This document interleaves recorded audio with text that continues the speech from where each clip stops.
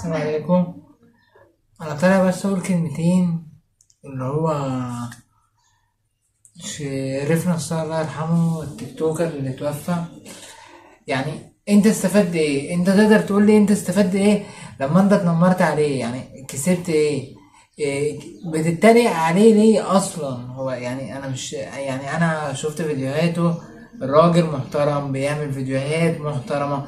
هو الراجل نفسه لابق في كلامه، يعني هو ما اذاكش في حاجة عشان انت تتريق ولا تتنمر، ولا اساسا في تريقة وتنمر على حاجة. حتى لو في شوف انا بقول لك، يعني حتى لو في بتتنمر ليه يا عم؟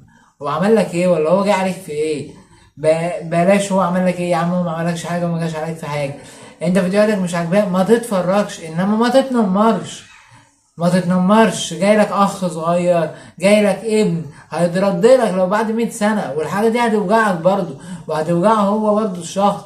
انما انت بتتنمر معلش انت ما تعرفش البني ادم ده فيه ايه ولا عنده ايه. يعني هو الراجل عمل ايه؟ عمل مثلا فيديو زي ده. يا طبيب داويني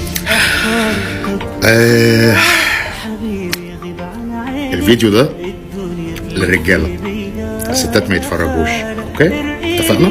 بدأت اشوف خيالات يا اخي صرت ما فرقت خدها نصيحه مني، خدها على قد قلبها مش على قد عقلها، عشان لو كان عندها شويه عقل ما كانتش حبتك ولا عبرتك اصلا. شغل مخك بقى يا زكي، خدها على قد قلبها مش على قد عقلها، عشان لو كان عندها شويه عقل لا كانت حبتك ولا عبرتك اصلا. الرجاله تفكر معايا شويه، ابوس ايديكم. الفيديو ده مش للستات، الستات ما ايه مشكلتك؟ عمل فيديوهات تانية، عمل فيديو زي ده ولا ده ولا ده، ايه المشكلة؟ عمل فيديو اتكلم عن قصة سيدنا موسى، عمل فيديو اتكلم عن قصة سيدنا داوود، عمل فيديوهات ياما. بتتنمر ليه؟ انت مين اصلا عشان تتنمر؟ ولا انت مين يا استاذة؟ انتوا مين؟ انتوا مش حاجة. انتوا ناس ورا الكاميرا بتتكلموا محدش شايفكم. طيب انا مش عايزك يا عم تعمل لي فيو، انا مش عايز المشاهده بتاعتي، مش عايز اللايك بتاعك، مش عايز تعليقك ولا هيزودني ولا هينقصني. انا مش طالع اقول الكلام ده، انا ولا هزيد حاجه ولا هنقص حاجه، ولا طالع اخد ترند الناس اللي عارفه انا على ايه وانا من زمان شغال. انا ولا بتاع ترندات ولا الشغل ده. انا طالع بس اتكلم عشان ده حق بني ادم. الله يرحمه ويغفر ليه، الله يرحمك يا شريف ويصبر اهلك يا حبيبي. بس انا طالع عشان خاطر يعني الموضوع ده انا بناقش دلوقتي اللي هو طب انا بخاطب فيكم دلوقتي عقلكم.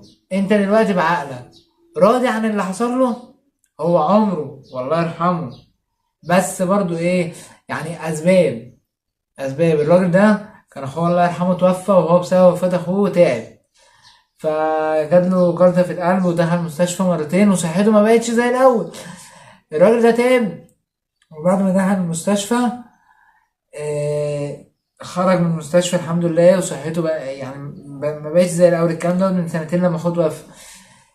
دلوقتي لما انت زعلته هو حط في نفسه وحط في نفسيته ونفسيته تعبت، جاله سكتة قلبية وتوفى. ليه بقى؟ ليه نيجي على الناس؟ ليه نعمل في الناس كده؟ ليه ما تنمرش، ما تتريقش، ما تفرجش؟ انا ما اتفرجش.